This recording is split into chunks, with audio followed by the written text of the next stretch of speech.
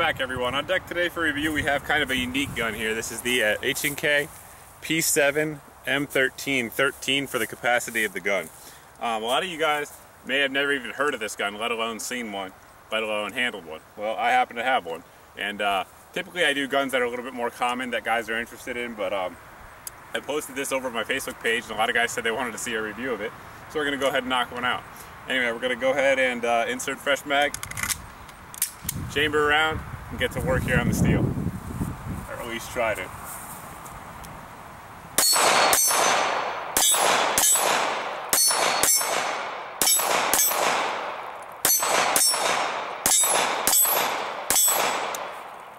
There you go, all 13 rounds fed flawlessly as expected. This gun has a ton of neat features or attributes about it. What I'm going to do next is kind of zoom in close and show you a couple of those. First thing we'll get into here is the cocking lever there on the front. When you go ahead and engage it by squeezing the grip, the indicator will come out in the back and pull the trigger, and it functions in single action mode. Slide will cycle and it stays in that mode with the cocking indicator to the rear. When you go ahead and release it, it goes down and the trigger effectively becomes dead, so you can go ahead and pull the trigger. Nothing happens, there's no tension on there, anything like that. The magazine release on the pistol is ambidextrous on both sides of the pistol, so it can be activated either by your thumb or by your trigger finger, depending on user preference. To lock the slide to the rear, there's a little tab right here that you have to press in while pulling the slide to the rear. So you just press it in, press it to the rear, and the slide locks to the rear. One of the things that's kind of interesting about the M13 here is the way you can do a reload. You have a fresh magazine here, your slide is locked to the rear, and you're out of ammo. All you need to do is take your magazine, insert it all the way in, make sure it's positively seated, and then you don't have to hit a lever or anything, or pull back on the slide. You can just squeeze, and your slide goes back in the battery. So if you practice that and get good at it, it'll definitely improve your reload times. But once you do that, you're ready to rock. Just get back on target. You're good to go. The gun doesn't have a mag safety, so we'll go ahead and insert a dummy round here, chamber the round, release the magazine, and the gun will still fire. To disassemble the pistol, you always want to make sure it's unloaded, visually inspect it.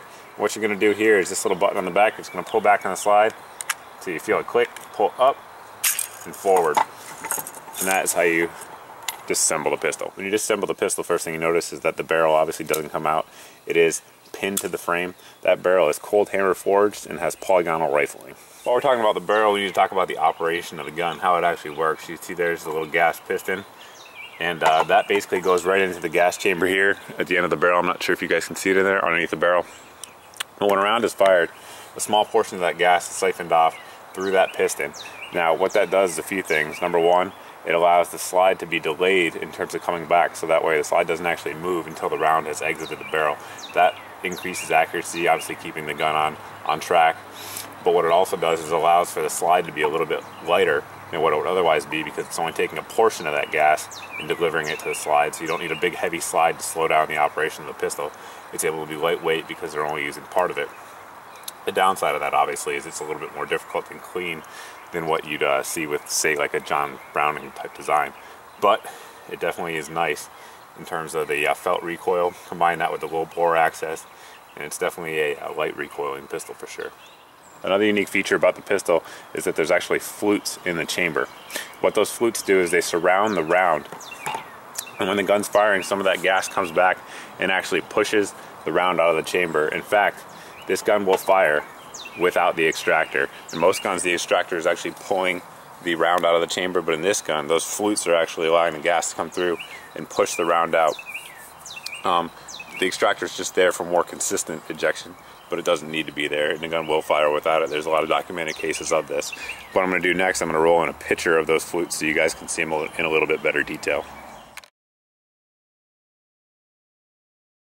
Moving on to the slide, it does have standard 3-dot configuration sights, and the top of the slide is actually milled, so that way if you're having any glare or anything like that on a sunny day, it'll decrease that glare as you're looking over those sights. Taking a look at the magazine, you'll see it is a double stack magazine for most of the body of the magazine. However, up here at the top, it does taper off into what is essentially a single stack column for when it actually feeds into the chamber. I went ahead and loaded up a dummy round to kind of explain how the gun feeds. If you take a look at most modern guns like Glocks, XDs, Caracals, etc., they have a feed ramp that'll be at an angle. So the round will go forward out of the magazine, hit the feed ramp, be driven up, and then go into the chamber. Well, on this gun, it doesn't quite work like that. the round is almost parallel to where the bore axis is. So when the slide comes forward, strips the round off the magazine, it goes almost straight in. So what that does is allow for more reliable feeding. So it doesn't have the chance of getting stuck on a feed ramp, if you will. Hollow points, full metal jacket, flat nose rounds, they all feed reliably in this pistol. So as you've seen, there's a lot of great things about this pistol that I pointed out so far. Innovative things that separate it from other guns out there on the market. Well, there's a few things out there that are kind of not so good about it, if you will.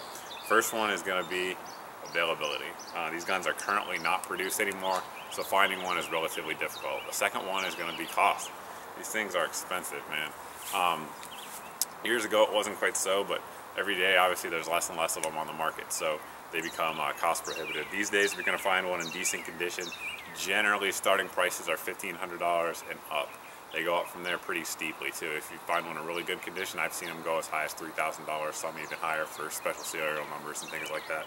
But definitely an expensive gun that's cost prohibitive. That's why you don't see too many of them out there on the market. But I mean, they're good guns. They have excellent triggers, great ergonomics.